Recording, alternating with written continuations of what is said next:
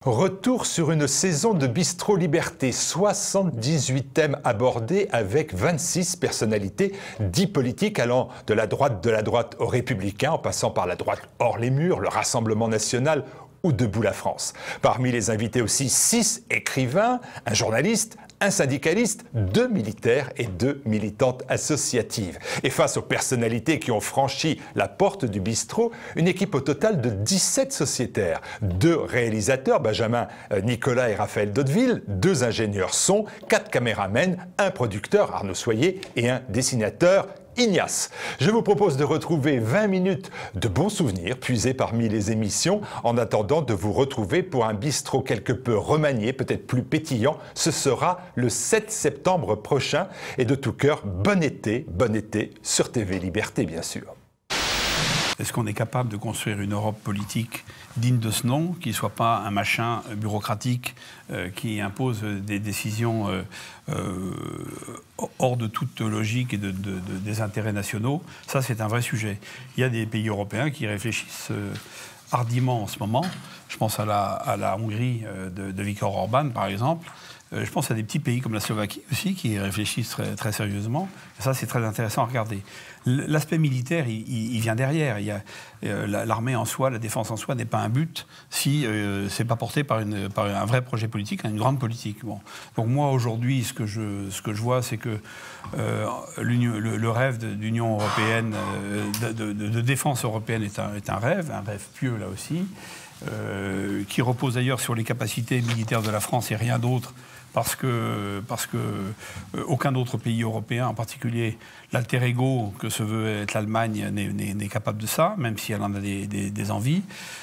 Donc l'organisation, j'ai dit ça, c'était un peu provocateur, si vous voulez. L'idée, c'est de faire réfléchir les gens à la nécessité d'organiser, moi je suis chrétien et je l'assume, la nécessité d'organiser une Europe chrétienne des nations souveraines. C'est mon rêve à moi. Je le défends.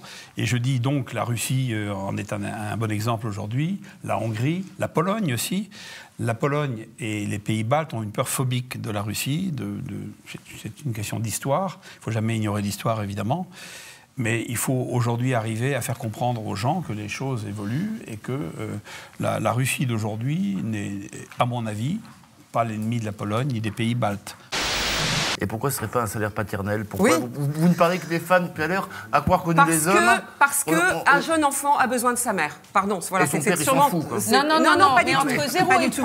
Entre 0 et 3 ans, un enfant a beaucoup plus besoin de sa mère que de son père, et au-delà de 3 ans... On n'a rien trouvé mieux pour l'allaitement, par exemple. À ma connaissance, vous n'allaitez pas encore. Voilà. Merci de ça m'avait échappé le détail.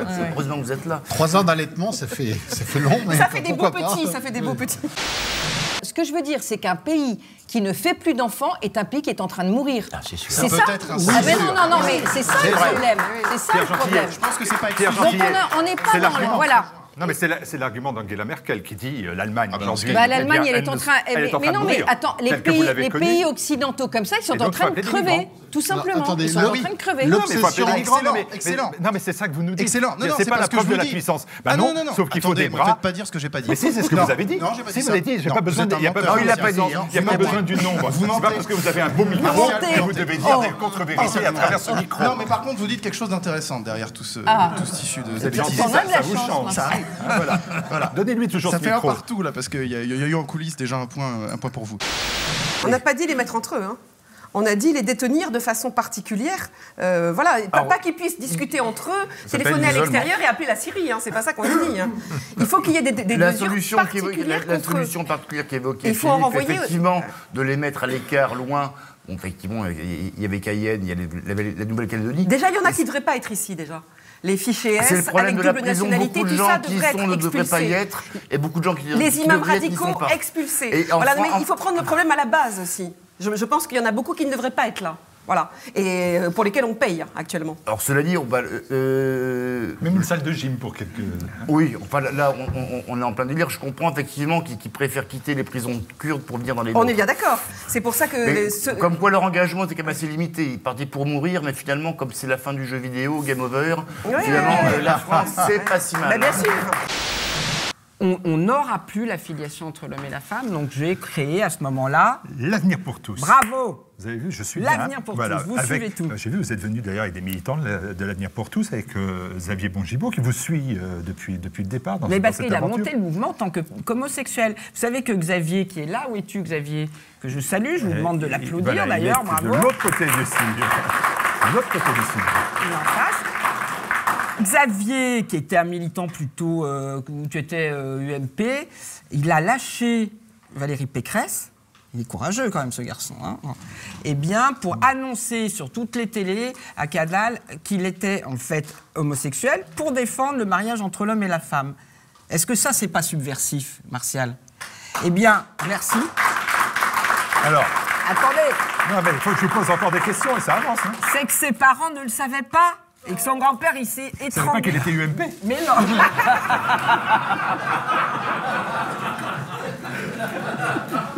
Allez. Mais je pense qu'il faut prendre cette révolution transhumaniste. D'abord, il faut rappeler que le premier à utiliser le terme transhumaniste, et c'est pas un hasard, c'est Julian Huxley, qui est le frère d'Aldous Huxley. Donc c'est le meilleur des mondes. Hein. Ils étaient d'ailleurs opposés sur ces sujets parce qu'on avait Aldous Huxley très effrayé par certaines théories de son frère, et Julian Huxley, non seulement transhumaniste, mais ce qui va avec, c'est-à-dire eugéniste. C'est-à-dire voulant reconfigurer l'humanité, que l'humanité se sépare de la maladie, de la souffrance, de la faiblesse. Moi, ce qui me fait le charme pour moi de l'humanité, c'est justement aussi la faiblesse. Il faut un peu défendre la faiblesse. Alors ça peut peut-être étonner de la part d'un collaborateur de la revue Éléments. Parfois, on accuse Éléments d'être des défenseurs de la force. Je ne dis pas des défenseurs de ceux qui ont un petit QI, par exemple. Oui, mais le QI, c'est un autre sujet, d'ailleurs. J'ai lu le dernier numéro. Non, pardon, excusez-moi, mais Laurent Alexandre explique tout par le QI. Il dit qu'il va falloir augmenter nos neurones. Nous ne sommes pas essentialistes, nous n'expliquons pas tout par le QI. Mais ça fait partie des éléments, si je puis dire, qui permettent d'expliquer aussi un certain nombre de choses sur les différences entre les pays, les êtres humains. Parce qu'il y a une humanité, mais il y a aussi des différences au sein de cette humanité. Parce que vous observerez que plus nous progressons techniquement, et plus nous oublions que nous avons une âme. Et tout le problème est là, en fait. C'est qu'un être humain, c'est un corps et c'est une âme. Et là où je rejoins Caroline Parmentier, c'est que la machine n'aura jamais d'âme parce que c'est Dieu qui crée l'âme. Personne d'autre. Et même pas l'homme et la femme. L'homme et la femme ne sont que les co-créateurs, mais qui crée l'âme, c'est Dieu. Donc, je rigole. Quand je vois ce transhumanisme, je ris jaune, mais là où je trouve que ça devient très intéressant, c'est que ce transhumanisme est une arme contre l'humanité au sens large et universel, et qu'à travers ce combat, on va voir s'unir des peuples que peut-être jamais on n'aurait imaginé s'unir. Parce qu'il s'agit de survie de l'humanité en tant que corps, âme et esprit. Et je crois qu'on va assister à des choses extraordinaires de survie. Je n'ai jamais été mitterrandien au sens mitterrandolâtrie. Effectivement, Jacques Attali est un ami à moi depuis très longtemps. Et j'ai connu Mitterrand par Jacques Attali. Ce que j'ai apprécié, je vais vous donner peut-être une anecdote quand même, c'est le côté, on peut penser ce qu'on veut de Mitterrand, mais c'est un immense artiste. C'est-à-dire qu'il avait, avec la politique, des rapports à la fois cyniques, habiles et extrêmement ludiques. N'oubliez jamais que la même année, il oblige... je crois que c'était pas France 2 à l'époque, c'était Antenne 2. Il oblige François-Henri Vérieux de prendre Jean-Marie Le Pen, qui n'avait jamais eu une émission de grande écoute dans l'heure de vérité. Il l'oblige, c'est lui, c'est Mitterrand qui a dit « Vous allez prendre Jean-Marie Le Pen ». Et la même année, ils font SOS Racisme. Comme par hasard, il sait jouer. Et je vais vous raconter une histoire. Je peux la raconter, c'est pas un secret d'État. J'ai dîné une dizaine de fois avec Mitterrand en petit comité, puisque Mitterrand allait notamment très peu, mais chez Attali. Et pour vous dire, je vais prendre peut-être un tout petit peu de temps, mais elle est caractéristique. Il y avait donc Attali, sa femme, Fabius, il y avait donc moi, et il y avait Coluche qui était avec... Il avait quitté sa femme, enfin peu importe, il était avec une de ses amies qui s'appelait la Grande Fred. Pourquoi je précise? Voilà, donc on est 8 à table, le président, c'était donc un an avant la mort de Coluche, c'était en 85. Et le président raconte des histoires, il est un très bon raconteur d'histoires, et à un moment donné, la Grande Fred, qui était vraiment une fille un peu spéciale, il dit « Monsieur le Président, il faut que je vous dise quelque chose. Je ne suis absolument pas d'accord avec votre politique agricole. » Bon, silence autour de la table, et on dit « En quoi n'êtes-vous pas d'accord avec ma politique agricole ?» Il dit « Je m'en vais vous le dire, mais auparavant, elle plonge la main dans le sac, et elle tire pas un joint, mais un chichon, pardon de l'expression, c'est une espèce de joli cône qui faisait ça. Je vois tête Attali au bord de l'infarctus, Fabius pâlissant, même Coluche lui disait « Mais tu exagères, comment tu fais ça, etc. » Et Mitterrand imperturbable. Et la fille, attendez, allume. Et elle prend le temps, vous savez, ça prend du temps, tout ça dans un silence glacial, imaginez un peu la réaction. Et à un moment donné, et même Coluche, je vous dis, il était comme ça, mais arrête, tu exagères. Et à un moment donné, elle prend le joint et elle le tend à Mitterrand. Elle dit « Monsieur le Président, est-ce que vous fumez ?» Et là, c'est pour ça que je vous raconte cette histoire. Et au lieu de Mitterrand, il dit « Mais ça va pas, je suis le président de la République, enfin, qu'est-ce que vous faites, etc. » Mitterrand dit « Écoutez, mademoiselle, merci, je ne fume pas. » Et au lieu de lui rendre le joint, il le passe à sa voisine de droite pour voir l'atmosphère. Et donc, comme un bateau, le joint fait le tour de la table. Évidemment, personne n'ose. Et Mitterrand, on sentait qu'il s'amusait comme un fou de voir la réaction des gens. Voilà, c'est ça Mitterrand aussi. Après, il ne faut pas oublier non plus que l'étudiant est, à mon avis, l'incarnation absolue de ce que Pascal appelait le demi-habile, c'est-à-dire le véritable danger pour la société, parce que la personne qui n'est pas habile du tout, qui n'a pas de prétention à changer le monde, ne crée pas de désordre particulier. La personne vraiment habile sait que changer les choses demande beaucoup de perspicacité, de nuances, de subtilité et de prudence. Le demi-habile, c'est l'étudiant qui a lu ses 3 premiers livres, qui est un peu dépucelé du cerveau, et alors du coup, il fait une espèce de crise d'hystérie, il se dit que, mais mon Dieu, bien sûr, c'est si simple que ça de changer le monde, et donc forcément, il fait un bordel monumental, sans aucune conscience, et c'est dans ce sens-là qu'il faudrait surtout jamais trop prendre au sérieux, non pas la fièvre étudiante qui est très bonne, mais en tout cas les idées de l'étudiant. D'ailleurs, cette idée de donner 10 sur 10 à tout le monde est typique d'une réflexion de demi-habile. Finalement, comment résoudre le problème des résultats, si ce n'est donner la moyenne par décret à tout le monde? Ça paraît, c'est une solution de demi-habile par excellence. Ensuite, la réalité, c'est que comme le bac ne vaut strictement plus rien depuis 15 ou 20 ans dans ce pays, en fait, voilà, l'université devient un dépotoir de gens qui ne savent pas forcément où aller. Et le tri se fait sur les 2 premières années, les 3 premières années de fac. Moi-même, à l'époque où j'étais à la fac, ça remonte à un certain temps, nos professeurs nous disaient, à partir de la licence, enfin de ce qui est le master aujourd'hui, quoi que ce soit, on va enfin pouvoir commencer à travailler sérieusement, puisqu'en gros, 80% des gens ont été éliminés, la plupart parce qu'en réalité, ils étaient là par absence d'orientation, voilà. Un détail un peu scabreux, mais je crois me rappeler qu'on était admis à l'école lorsqu'on était propre, lorsqu'un enfant était propre. Donc c'est 3 ans. On peut l'être avant 3 ans, bien sûr, mais enfin, je ne suis pas sûr que tous les enfants soient très propres à partir de 3 ans. Donc il va y avoir aussi ce petit problème-là qui va se poser. Voilà. C'est scabreux comme remarque. Normalement, à 30 ans, c'est fini. Hein, oui. Normalement. Mais quand on finit sa 2e année à Tolbiac, je pense que vers 30 ans, je pense qu'on est à peu près propre. Quoique, ils ne sont pas toujours très propres. On est un peu chiasseux. Voilà. Alors, le mouvement MeToo. Il y a eu un mot, si je peux me permettre, il y a eu un mot d'une journaliste dont je n'ai pas retenu le nom, mais je l'ai entendu sur un plateau de télévision, au moment de l'affaire de Cologne, donc de ces centaines de femmes violées. Elle était abattue et elle a eu un mot, elle. Elle a dit oui, c'est terrible. C'est terrible. Si ça avait été des néo-nazis, ce serait plus facile. Ah, bien sûr. Elle l'a dit dans ces termes-là. Et elle n'a pas ajouté autre chose. Donc, mais je rappelle que la même personne que vous citez, à la chapelle Pajol, là dans le 18e arrondissement à Paris, où il y a eu, dès qu'une fille circule en jupe, on hurle. Elle dit, mais vous savez, il y a un truc, c'est très simple. Il faut élargir les trottoirs et mettre de la lumière. Oui. Ça règle le problème. Formidable. Par contre, Martial, juste une question moi, sur MeToo, c'est l'espèce d'éloge de la victime et le portrait que les féministes font des femmes. La femme est forcément une victime, elle est faible, elle ne peut pas répondre, et la seule chose qu'elle a à faire, c'est d'aller sur Internet pour dénoncer son agresseur. La femme, on a tous rencontré des femmes, j'espère ici, peut-être Martial. Oui, ça m'est arrivé au moins une fois, je pense.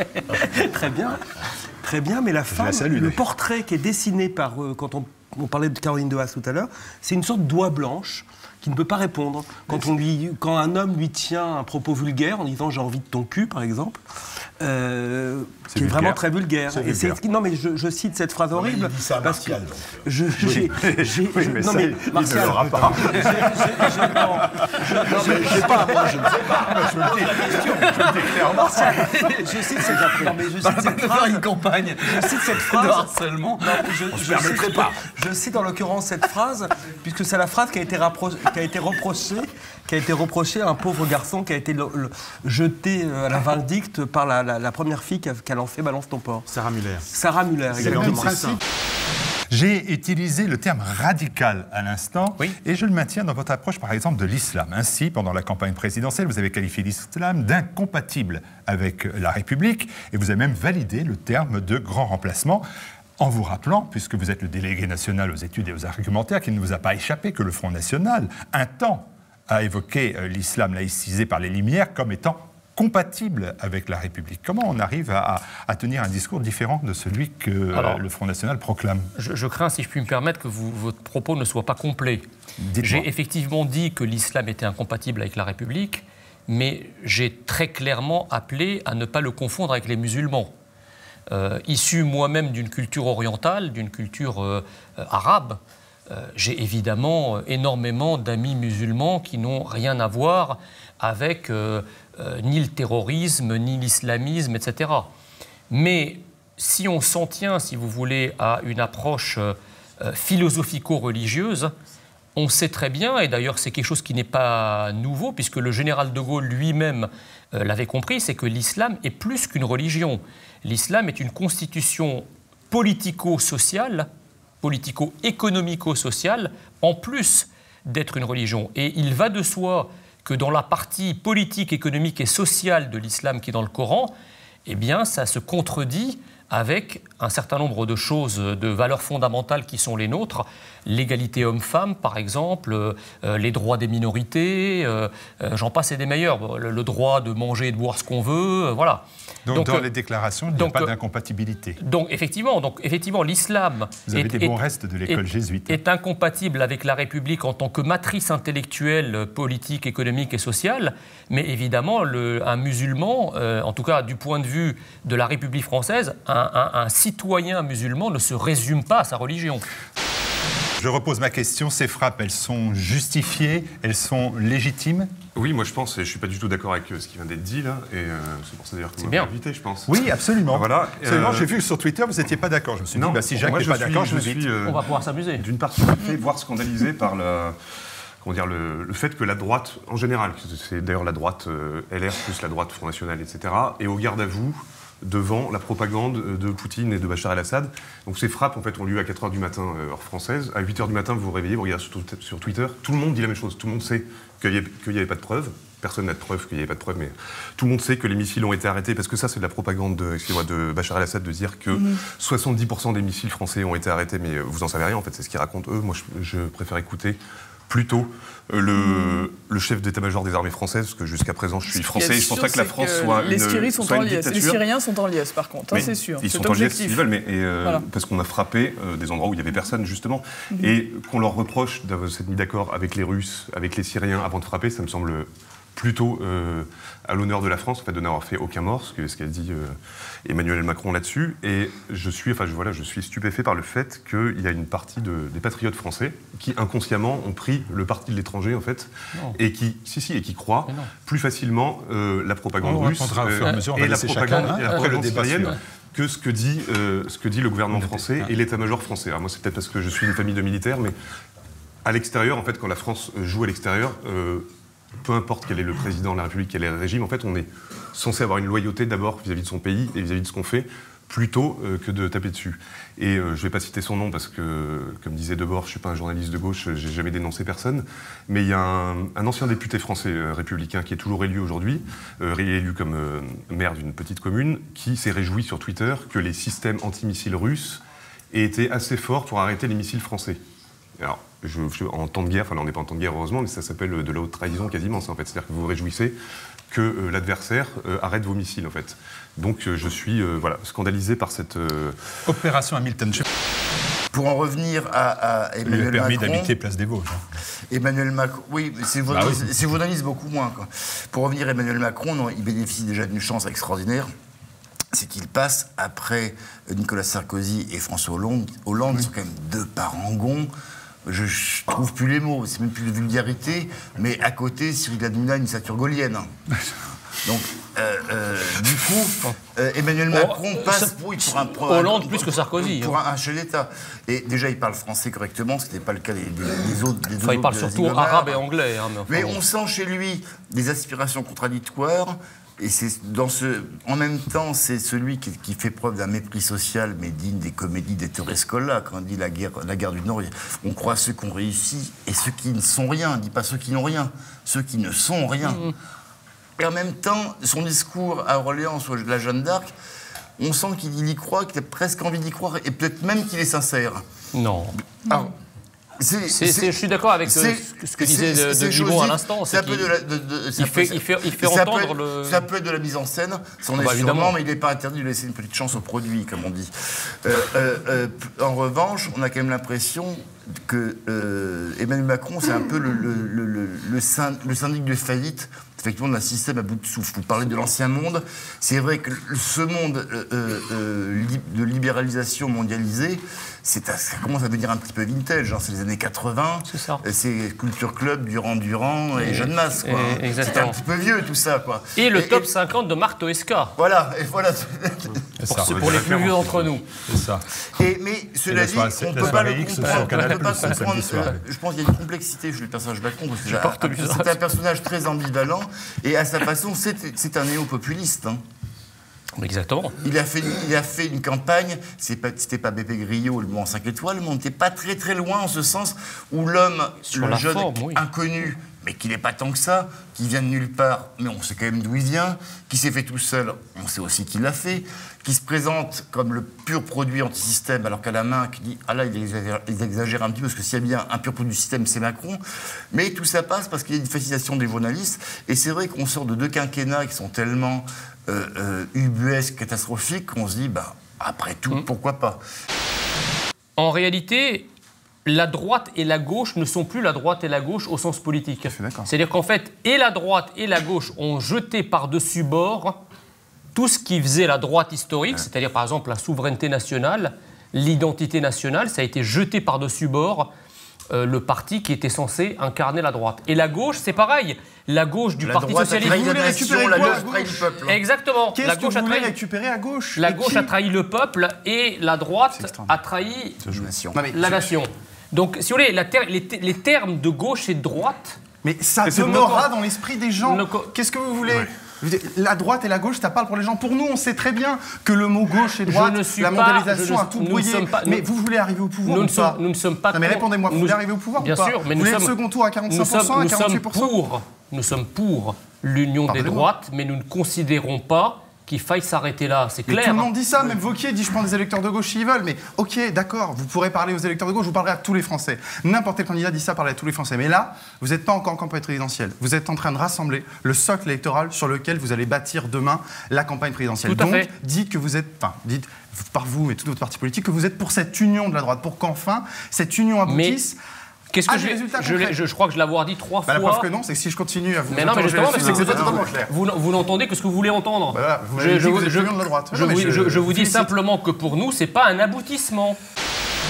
Moi, je ne crois pas au sens de l'histoire. Je crois au courage, à la lâcheté ou à l'indifférence des hommes et des femmes. C'est ça qui fait l'histoire. Donc il n'y a pas de fatalité. Il n'y a jamais eu de fatalité. Il y a des dangers. On voit l'homme diminuer parce que ce qu'on nous présente comme... l'homme augmenté, non, c'est un homme diminué. C'est un homme qui devient une machine. C'est un homme qui perd son âme.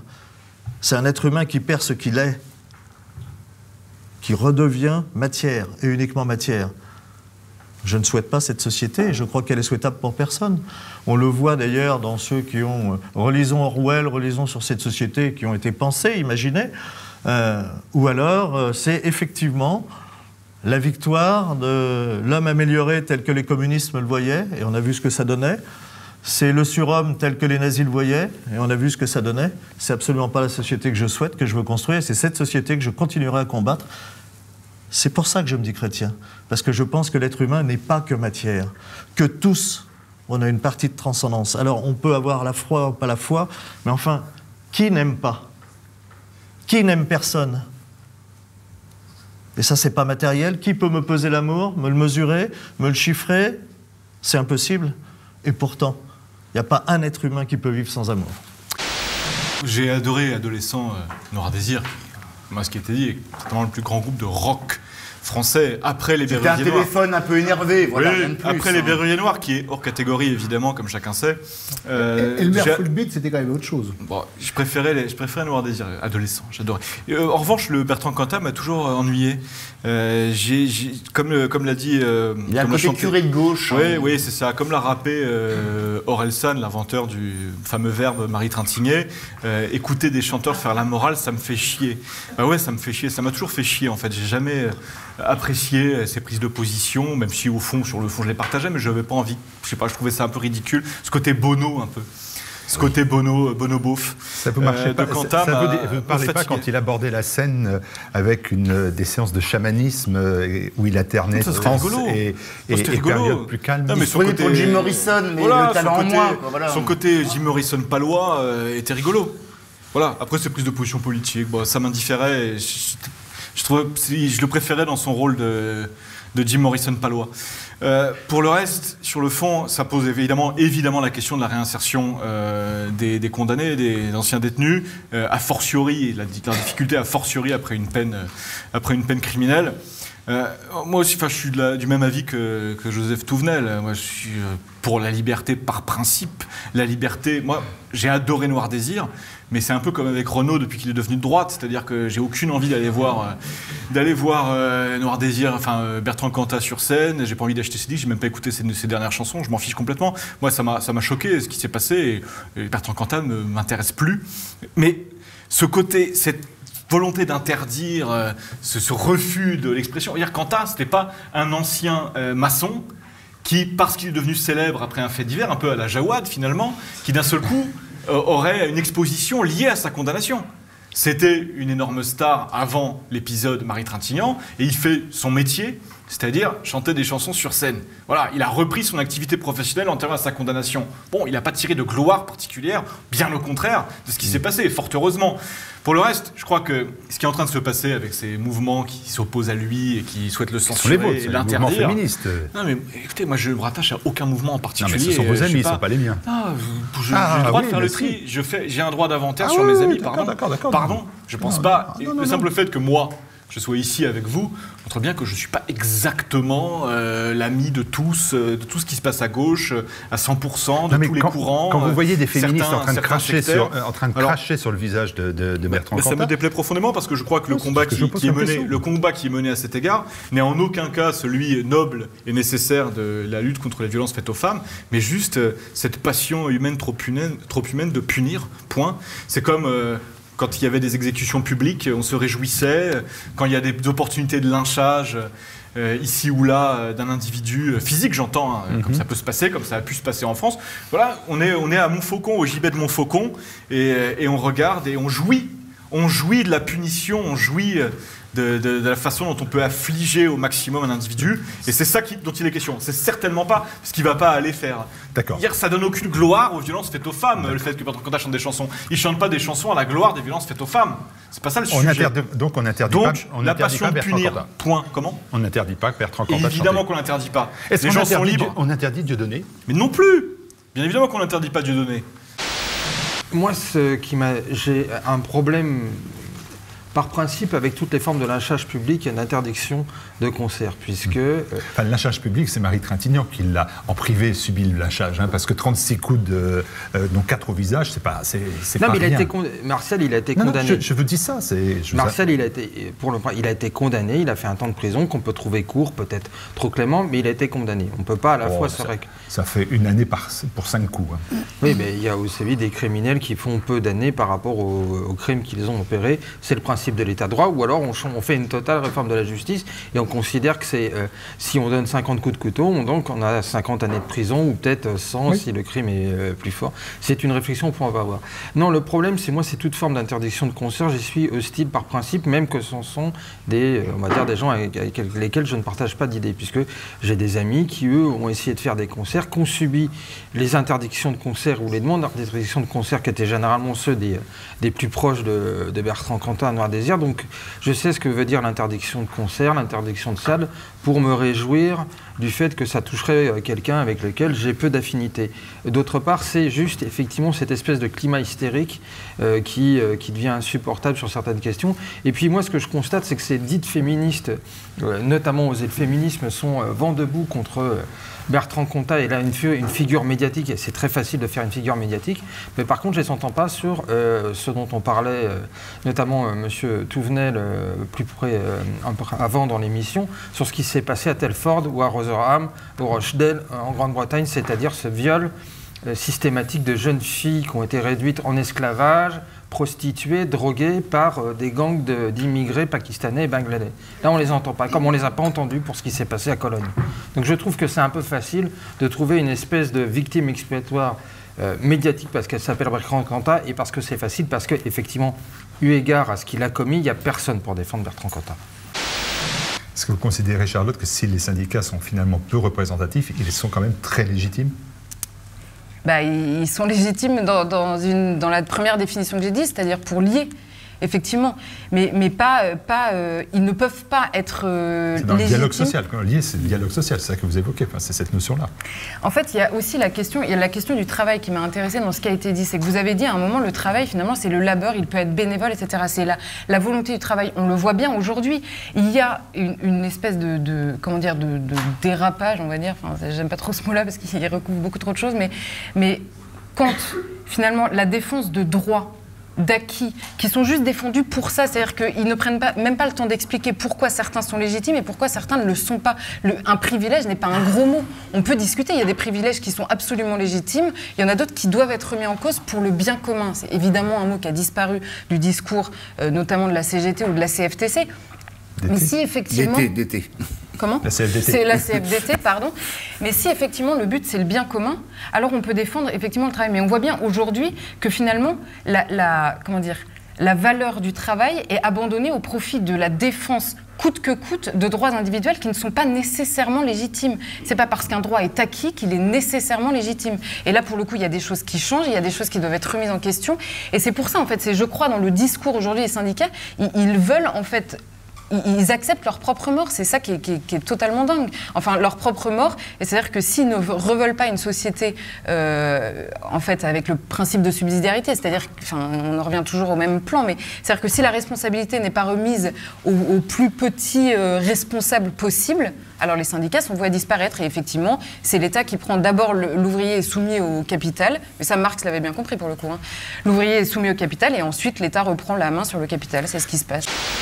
On va se poser tout de suite la question en regardant, si vous le voulez bien, le premier sujet qui est en gros, est-ce que les jeunes peuvent à la base faire bouger les lignes et créer l'union de la droite ? Est-ce que ces jeunes peuvent le faire, quoi ? Alors moi, je ne reprends pas... On va écouter le sujet, si vous voulez. On va écouter les... Oui, je croyais que ça allait commencer. Mais Martial, si c'est avec les jeunes, c'est sans vous, alors ? Non, mais c'est vrai. On est jeunes dans l'esprit. Mais écoutez, puisque vous faites le malin, vous allez me remplacer. Tiens, allez, volontiers. C'est parti. Allez, c'est parti. L'entente des droites par la base, une réalité ? La plupart des appareils politiques bloquent toute idée d'entente, à défaut d'unité, à droite de l'échiquier. Cependant, l'entente ne cesse de progresser à la base. Plus d'une centaine d'élus de tous bords ont déjà signé l'appel d'Angers allant dans ce sens. Les jeunes cadres et militants politiques, exaspérés, exigent le dialogue et la discussion. L'entente des droites viendra-t-elle d'une base bousculant les archaïsmes et les préjugés ? Alors, l'entente à la base, une réalité ? De retour sur le plateau de TV Liberté. Et comme vous l'aurez remarqué, ce n'est pas Martial cette fois-ci qui va présenter le sujet, mais bien moi, puisque les vieux sont à l'arrière et les jeunes sont à l'avant. où de nouveaux sociétaires, nouveaux et jeunes sociétaires de droite, ou en tout cas, on va le découvrir, nous ont rejoints pour ce débat qui sera consacré justement à l'union des droites ou l'union de la droite. C'est ce qu'on va essayer d'explorer avec vous un petit peu. Alors, Jean Servin, tout d'abord, sur ma droite, vous êtes président des jeunes du Parti chrétien-démocrate et vous êtes jeune consultant. Oui, bonsoir. Bonsoir. Maxime Angot, vous êtes président du CERF. Est-ce que vous pouvez nous présenter en une petite phrase? Oui, le CERF, c'est une association, le Cercle d'études pour la Renaissance française. C'est tout un programme. Et donc, c'est une association transpartisane. Son bureau est transpartisan. Il y a des républicains, des jeunes de DLF, un représentant du général Tauzin et des jeunes du Front National. Eh bien, vous voyez, la question de l'identité. La question de l'identité, ça a l'air, et j'en termine par là et après je vous laisse répondre. Non. Ça a l'air d'être quelque chose qui rabougrit. Je laisse répondre personne. Mais ça rabougrit pas du tout. Au contraire, l'identité, c'est quoi? L'identité, c'est l'appartenance à un autre plus grand que nous.